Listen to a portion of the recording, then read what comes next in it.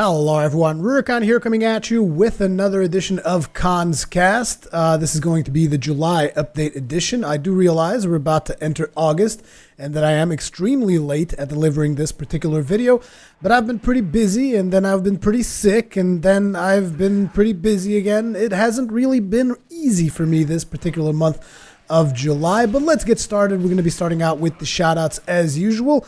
First shout-out going out to Lady 10 Join for donating Space Hulk. Thank you very much, Lady 10 Joy. Next shout-out to Intern Hertz for donating Gun Monkeys. Thank you very much, Intern Hertz. And then we have two new additions to our Patreon database, so to speak. The first addition to the database is actually a name that I'm almost pretty sure that it's fake, but I'm not 100% sure of that. But Jack Daniels has now entered our database of Patreon supporters. I keep saying database. I should come up with a better word for it. But yeah, Jack Daniels has joined our Patreon supporters. And then we also have another person that joined, which was Abdulaziz Al-Sanaidi. I'm sorry, I probably butchered your name. I'm really sorry about that. But thank you very much for joining my group of Patreon supporters. For those of you who don't know what Patreon is about, there's going to be a link in the description. There always is a link in every description of all of my videos. If you guys go to the very bottom, there's like usually links to social networks, stuff like that. Among those, there's going to be a Patreon link as well. But yeah, let's get started as to what exactly has been going down this month. So as you guys know, earlier in the month, I was sick. After being sick, I tried doing a couple of videos, pushed myself a little bit too hard and kind of got a little bit sick again. I'm still somewhat struggling with it. I've got like still lots of, you guys call it phlegm, I believe, in like my throat, which is very, very annoying. But yeah, I am able to make videos. I have been making tons and tons of videos, so yeah. But apart from all of that stuff happening, I've also had to organize myself for Gamescom, which was actually something that I've been struggling with quite a bit. I've been struggling with Gamescom for quite a bit. Although I can tell you right now, all the arrangements have been made, so I will definitely be going to Gamescom. For those of you wondering, I've even mentioned it on Twitter because I was discussing something with Sunlight Blade, and I will be leaving Portugal on the 11th. And I will be arriving there on the same day in Cologne so that I can get everything started. You guys might be wondering why exactly am I leaving at 11th, because the event only starts on the 13th, and specifically for the media that day. But the reasoning behind that is, for starters, I don't like traveling and then getting to the place and then instantly get off of the plane and go like to a conference, something like that. I need to rest in between because I hate traveling like by plane and stuff like that. It really messes with me. So I need some time to kind of like recoup so that I can actually pay attention to the stuff that I'm doing. But yeah, I'm going to be leaving on the 11th because on the 12th is the day that there are several media briefings, of which I will apparently only be attending one, which it's really frustrating, because I was hoping to be able to attend more of these media briefings, but yeah, things did not exactly pan out the way that I would have liked. But yeah, going to be going there on the 12th. There's going to be a media briefing, and then on the 13th is when everything begins. Going to go into the event and just going to check out what everyone else is showing off in there, and that is when everything else started kind of going wrong in the stage of my planning. So for starters, as you guys probably know, because I believe I've already mentioned it in a previous update, my request for a media badge for Gamescom initially was denied. So I bought a trade fair ticket and all that. And eventually, though, I decided, you know what, I should call them up and just try to, see if they can see reason. And they were pretty reasonable. Like, I called them up and they said, yeah, sure. And they gave me a media badge. So I now actually have a media badge to attend Gamescom. And the problem then became me getting as many presentations as I would like. Because, I mean, to get you guys into perspective, when I went to E3, I was able to follow one of Polaris's camera crews around. So I had access to a lot of stuff. I was able to film a lot of stuff. I was even able to do certain interviews myself. It was pretty cool. But essentially, I didn't really organize that part of it. I was just like, they allowed me to tag along, and I was able to kind of follow them around and kind of learn the ropes a little bit. And then in Gamescom 2013, I went with another Portuguese website, and they were the ones who like scheduled most of the stuff that I did. I mean, obviously, when I got on site, I also scheduled some stuff myself because I like went around, did the tours. By doing the tours, I mean like I walked around the precinct. I walked around the location, the business area, and I was like, I need to schedule something with these guys, and that just kind of filled a couple of gaps. But I had a pretty packed schedule already by this time last year. However, this year I'm going completely alone, so I don't have a website to fall back down to. Polaris isn't even going to be there as far as I'm aware. Usually Polaris, I don't think, covers Gamescom all that much.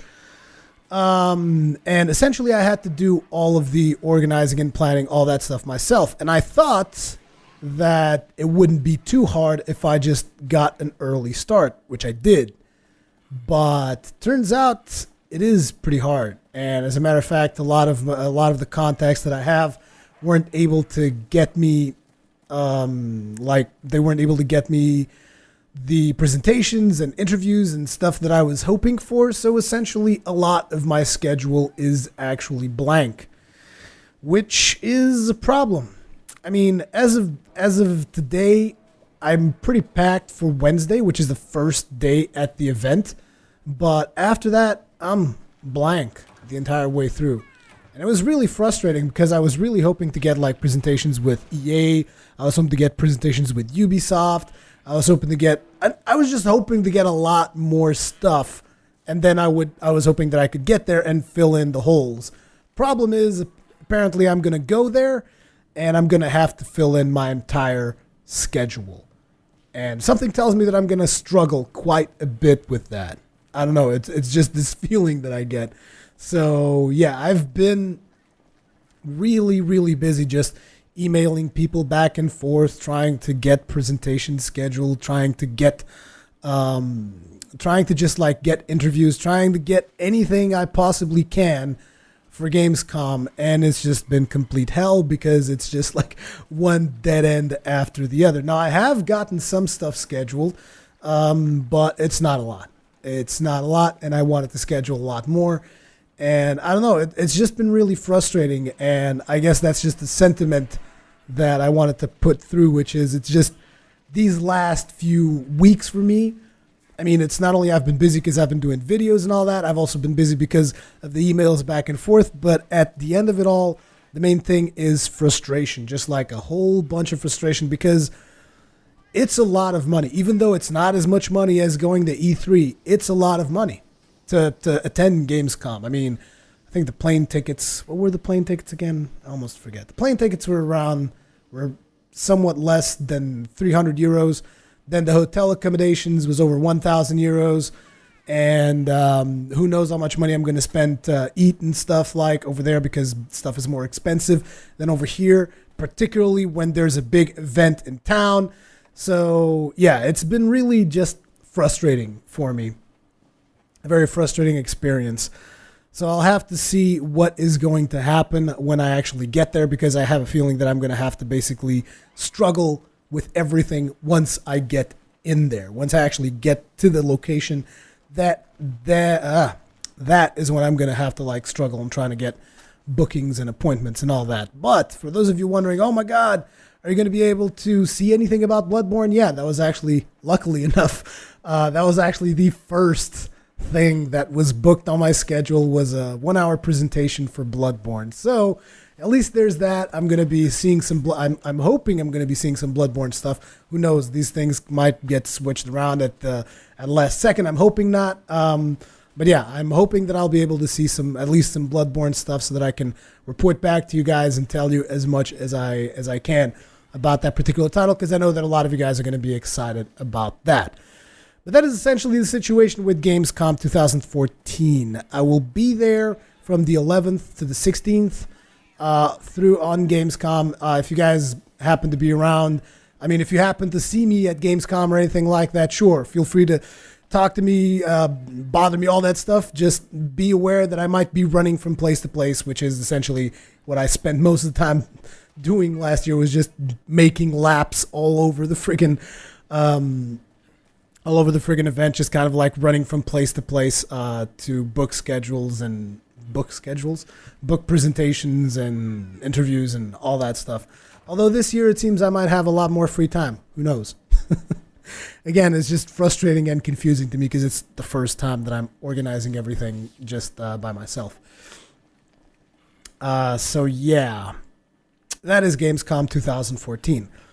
In other news, I've recently told people on Twitter and Facebook and all that stuff that I was apparently getting sued, which is essentially true. I'm not sure if it classifies as getting sued. They filed something with, I think it goes to court. I think it's supposed to go to court. I'm not 100% sure how all this stuff works. I basically passed it on to a lawyer that is friends with my father, and he's looking up stuff. He's looking up the way that we're going to be handling this. But essentially, for those of you wanting more details on the case, you guys might remember there was a time last year, which I think it was around July or something, where I was really pissed off about not having the upload speed that I was supposed to have. I'm not sure how many of you guys remember that.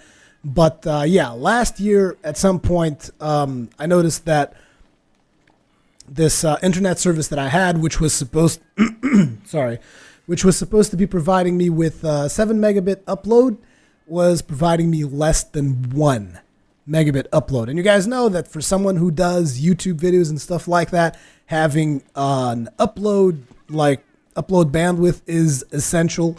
And the upload bandwidth that I agreed upon with them was the 7 megabit upstream. As a matter of fact, it was supposed to be 8, but obviously you guys know that lines don't always give you as much speed as they're supposed to, all that other stuff. So I was like, okay, it's 7. As long as it's more than 5, I'm happy. That's essentially where I was at the time. As long as it's more than 5, I'm happy. I don't really care. And so essentially what happened was at some point it became less than 1, and they told me, oh, you're being throttled because you abused the amount of uploads. They said like, oh, you've done 40 gigabytes of upload last week. And I was like, what can I tell you? It was a slow week. So yeah, they came up with all that. And then after that, they said, okay, you're not being throttled anymore. And I was still sub 1 megabit upload. So I kept bothering them for like over 6 weeks, telling them, look, this isn't working. You guys need to fix this. And they were like, we don't know what's wrong. It's on your end. And I was like, how the hell is it on my end? How the hell does that even work? How is it on my end that something that was working fine, suddenly you guys throttled me and it stopped working at all forever? And it's on my end? No, I'm sorry. There's definitely something wrong on your end. But obviously they wouldn't admit it. And I obviously couldn't keep that service because that service prevented me from doing uploads. Therefore, it was useless. So I canceled it. And they were like, oh, but you're still inside the... I'm not exactly sure what you guys call it. And here we call it the fidelity, the loyalty period, whatever, where you're supposed to like keep a certain service for a certain amount of time. But at the end of the day, they weren't providing me the same service that I contracted. So I was like, screw you guys. I'm done with this. If you guys aren't fixing it, then I'm done. And they were like, there's nothing to fix. And there was this big discussion, obviously. And I was just like, look, it's done. Done deal. Come unplug this thing. Get this thing the hell away from me. I don't want to hear about it anymore. And then I had to go ahead and order 2 different internet services to actually be able to upload whilst also doing other things on the web, which is the situation that I'm at right now. I'm running 2 internet services, one strictly for uploading and one just for like using the web normally, because the service that I'm using for uploading is a 4G connection, which is not that stable for gaming and stuff like that. So I need a landline to be able to do games, and also you need a landline to have TV, otherwise my wife will kill me. So yeah, big mess with this whole situation. If you guys are wondering what the ISP's name is at the time they were called Zon, like Z-O-N. Previously they were called Netcable, which means net cable, and now they're called NOS, which is interesting because it's like you think about this and you're like, so this is a company that was previously called Netcable, and then it was called Zon, and now it's called NOS, and it's like, why does this company need to constantly be changing names? Probably because they're doing a bunch of illegal bullshit, and then they just change names to kind of prevent having to deal with the consequences. You know, illegal bullshit like the type of stuff when you throttle your customers, fuck them over, and then still want them to pay you. You know, that kind of stuff. As you guys can tell, I'm seriously frustrated about all this. But yeah, so they're suing me, and then right now I think supposedly they want me to pay them like 600 euros or something along those lines. And I was like, no, that is not going to happen because you were not providing the service that you were supposed to provide. So yeah, there's that. I don't really want to talk anymore about that because it's just like a big friggin' stupid situation where it's just like people are dumb and they think that they, as a matter of fact, ISPs in general are just corrupt and they think they can do whatever the hell they want and get away with it. And this is just one of those situations where it's like, no, you can't. You weren't providing me with the service you were supposed to provide me. Therefore, I'm not going to pay you, and I don't care. And I'm ready to take this to the final friggin' consequence. It's like whatever.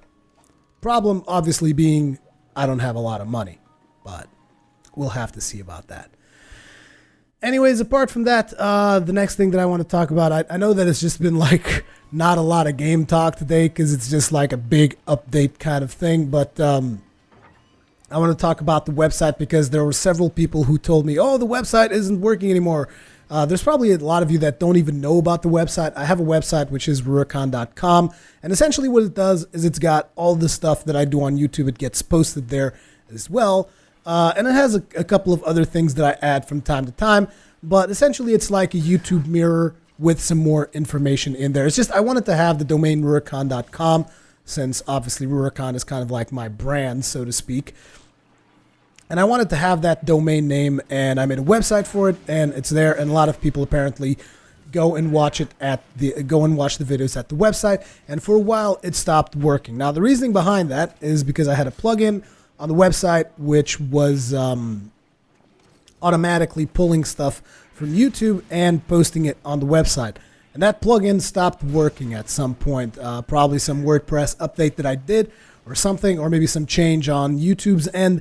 Not exactly sure what happened, but essentially it stopped working. So in these past couple of days, I've also been working on a fix for that because, again, a portion of my user base sees the videos there. So I basically have to work on a workaround to fix that. So I think it's done by now. By the time you guys watch this video, you should be seeing all the videos updating automatically on the website again. So for those of you that want to watch it strictly on the website, you're free to do it. You're free to do it again. And hopefully it stays good this time around because it's a different way. It's like, I don't want to get too technical. Let's just say, I think I fixed it. So go check it out. Now, another thing to talk about is live stream. I know that you guys want me to do more live streams. I've done a live stream of Destiny during the recent Destiny beta. It was a lot of fun. I really do enjoy doing live streams, and I want to do more, but the problem is essentially there's not that much time in the day that allows me to do that. I really need to work up a schedule so that I can do live streams as well as regular content, because the main issue with live streaming is I know that there are a bunch of live streamers out there that are probably getting paid for live streaming. I'm not one of those, even though you guys probably see ads and stuff like that pop up when you go to Twitch. I've never received 1 cent from Twitch, not 1 cent. So I don't know what's up with that, and honestly, I'm way too busy to even begin to deal with Twitch. I mean, I know that there was at some point I was a partner and they paid a bunch of my stuff to TGN, and then obviously that was back when George Vanous was still the president. That's a big friggin' mess, and then eventually they took my partnership away, and then they gave me my partnership again. So my relationship with Twitch has not been the best. And I know that you can live stream on YouTube, but the live stream on YouTube is garbage. So Yeah, I mean, it's like I could say it in a lot of different ways, like, oh, live streaming on YouTube has these problems. It's just live streaming on YouTube is garbage, is a more direct way of saying it, and that's just the way it is. I mean, proof of that is that essentially Google is going to buy Twitch because, whoa. Oops, almost had an accident there. Google is going to buy Twitch because they can't figure out how to do live streaming, so they're just going to go ahead and do what they usually do. Like they couldn't figure out how to host a friggin' video website, so they bought YouTube. Now they can't figure out how to host a live stream website, so they buy Twitch. Google doesn't figure out how to work with things. Google buys things. That's the way they work. As a lot of people even said, Google is slowly becoming Skynet. And I was like, Google already is Skynet. I don't know what you guys are talking about. In other news, Epic Name Bro is back. I'm just saying this because every now and then you guys know that YouTube removes subscriptions from people. So if you haven't been seeing Epic Name Bro's updates, make sure to go youtube.com/epicnamebro and resubscribe or whatever, because I don't know how YouTube manages to mess up something as simple as the subscriptions, which had been working since the beginning of time. They managed to mess it up. So yeah. Anyways, you guys can go there and check him out again, and he's been doing some Soul stuff, some other RPG stuff, and he's going to be doing YouTube pretty much full time, as far as I can tell from his update when he came back to doing YouTube. So there's that. A lot of cool stuff has been coming out from him, so I'm pretty happy about that. Something else.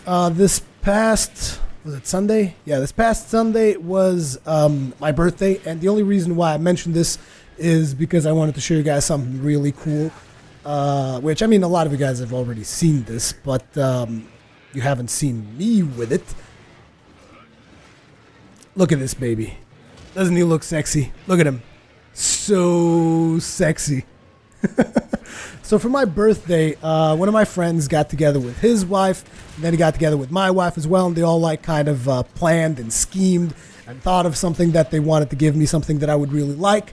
So they bought me Dark Souls 2 Collector's Edition, which of course I already own Dark Souls 2 on PlayStation 3 because Namco sent it to me. Owned it on Steam, but I didn't own the Collector's Edition with the wickedly cool statue, and I really love this statue. I think it's great because usually I have to say I don't usually tend to pay that much attention to statues, but the statue for the Dark Souls 2 Collector's Edition, this is some quality stuff right here. I have to admit, some really quality stuff. I really liked it. As a matter of fact, I liked it so much that it kind of got me in the mood to play Dark Souls 2 again. And I started making a new character, which, to be completely honest, I now wish that I had filmed that playthrough because it was just so much fun. I had so much fun with it that I totally regret not having fully filmed the playthrough. The playthrough is not done yet. I'm currently entering the DLC area, and I'm going to be filming that part of it, that part of the playthrough, and then eventually we might do something with New Game Plus for that character. But it was definitely a lot of fun. I had a lot of fun with it, and the main reasoning was I've always been looking for like a weapon that I would enjoy, and that is really powerful for you to kind of like boost your characters through the very start of the game. And I found that weapon, and I mean a weapon that I like, because it's important that people know that there's a ton of weapons that you can use and that can carry you through most of the game and be fun depending on how much you like them or not. One of the weapons that kind of stood out for the longest time for me was the mace. Problem with the mace, sorry about that, really having some issues today, but the problem with the mace is that I don't like the moveset. I hate the moveset of the mace. I really don't like that thing with the upper swing, the swing from down to up. I don't like that at all. And I don't like the way it looks. I don't like the way it fights. The only thing I really like about the mace is that it does a crap ton of damage. And if it wasn't for that, I would probably never have used the damn weapon. So that was kind of like my default go-to weapon at the start of the game. I mean, at some point I even I'm not sure which build it was, but I made a build where I was like, you know what, I don't even, I'll just upgrade a broadsword and do less damage because I friggin' hate the mace. But in this playthrough, I decided, like, you know what, a lot of people say good things about the halberd, and to be completely honest, I never gave the halberd a good shot, so to speak. Like, sure, I played with the halberd a little bit, and I was like, man, I don't know, whatever. But I was like, let's just play with the halberd for a little bit, see how it does. And I loved playing with the halberd. It was just so much fun. You guys might have seen a screenshot recently of me that I posted on Steam of my character like two-handing the halberd whilst using Lucatiel's Lucatiel's armor set. Is it Lucatiel's? Yeah, Lucatiel's armor set. Because I completed the Lucatiel's quest chain, which is something that I hadn't really done in Dark Souls. I was also trying to do some stuff with Benhart. I'm not sure if I accomplished that or not. I've also found an area in the game that I had never been to in normal game, not the DLC, which I was really surprised by it, even though I think people had mentioned that particular area to me. It's the area where you go down to a place and you light a candle on top of a statue in the crypt, and it just kind of like lights everything along the way. I had never seen that. Like, I had never been down there, which was kind of weird. But I kind of caught a glimpse of the platform as I was just running through the game, and I was like, it's kind of weird. Never noticed that. Then I jumped down there, and I was like, oh my god, there's all this stuff in here that I hadn't seen before. That's really cool. So it's nice to still find things out, because a lot of people, like, you would go online, you're like, yeah, I want to see everything there is to see. But then you're missing out on these surprise moments when you're going through stuff again, and you're like, oh, there's this thing. I'd never seen this thing before. What the hell, you know? And it's just one of those little moments of discovery, just kind of sparks you up. Totally. At least that's my kind of take on it. But yeah, had a lot of fun with the halberd. And the thing about the halberd that I really liked is that this is a weapon where I'm not sure how many of you guys checked out the whole, I think they call it direct hits, which was supposed to be a big thing with axes. It's an even bigger thing with the halberd. Now, what a direct hit is essentially the part of your weapon that you hit your target with influences how much damage you make. Now, this is less noticeable on stuff like swords. It is a little bit more noticeable on stuff like axes. It is super noticeable when you're doing it with a halberd. Like, I'm talking stuff like doing 150 damage and doing 300 damage. Like, that's twice as much damage just for positioning yourself better, which got me even more into the halberd as a weapon, because I was just like, you know, I was smacking people. I was like, well, that was a crappy hit. But the thing about it is when you hit someone, they kind of backstep away a little bit because they're staggered. Usually, most of the time, when you two-hand the halberd and you smack someone in the face with it, they usually stagger for a little bit. So it was cool because they were staggering back, and then the second hit would just be devastating because it would just like get the precise distance for the direct hit, and it was, I don't know, I just had so much fun with it that by the time I was at the end of it, it was last night actually. Well, the day before yesterday for you guys, because I'm recording in advance. You know, the usual thing. I'm recording this on the 29th. So on the 28th at night, I was still like playing it, and I was like, oh man, I really wish I would have recorded this, but whatever. That's not going to be the final weapon of the character anyways. And we're now entering the DLC, so you guys still get to watch me play a little bit with the halberd as we go into the DLC until we decide which weapon we will use. But definitely really enjoyed fooling around with a halberd. Something else is I haven't played a whole lot of Soul Sacrifice or Monster Hunter because I've been kind of, you know, I've been sick, I've been busy, Gamescom, all that, and then I just kind of got into the mood of playing Dark Souls 2 again because, like I said, my friends bought me the collector's edition and haven't been playing it as much, but I plan on recording some stuff today, some more Soul Sacrifice. Also, I already have some more audio so that I can do another Soul Sacrifice lore video for you guys, so that is definitely going to be coming up on the channel. I'm trying to work in a way that hopefully I will have some Dark Souls 2, Soul Sacrifice, and Monster Hunter for the days that I will be at Gamescom. Hopefully, again, I cannot guarantee it because it's been pretty hectic around here, and it's going to get even worse. But yeah, definitely want to have more of that in the channel, namely want to have more Monster Hunter because I haven't done as much Monster Hunter as I would have liked since I got the Wii U because, again, busy. It's just so much stuff hitting me at the same time. It's just completely overwhelming. But, yeah, still having a lot of fun with all this. It's just, there's a big part of it that is also, at the same time, frustrating as all hell. Anyways, that is it for today's episode of Kast. As per usual, leave me your comments, feedback, all that kinds of good stuff in the comment section below. I think that on this episode, there has probably been some gameplay going on somewhere in the screen at the same time so that you guys could, those of you that want to see my face, you can see my face. Those of you that don't want to see my face and want to see some gameplay, you can focus on that as you're watching the Kast. Hopefully I did it on this video. It's just, again, it just takes even more time, but I really want to do it because it increases the quality. I know there's going to be a lot of you guys wondering what is up. Why are you not wearing the Hat of Souls?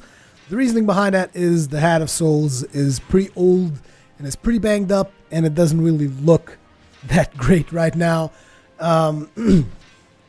Should probably ask Vati Vidya to send me another one because he's in Australia. And the Hat of Souls essentially is an Australian hat, and I really like it. But I don't know. I might have to either get another Hat of Souls somehow because it just doesn't look too good to be on camera, is what I'm saying. But yeah, as per usual, leave me your comments, feedback, all that kinds of good stuff. Comment section below. Thank you very much for watching, and I will see you guys in the next one.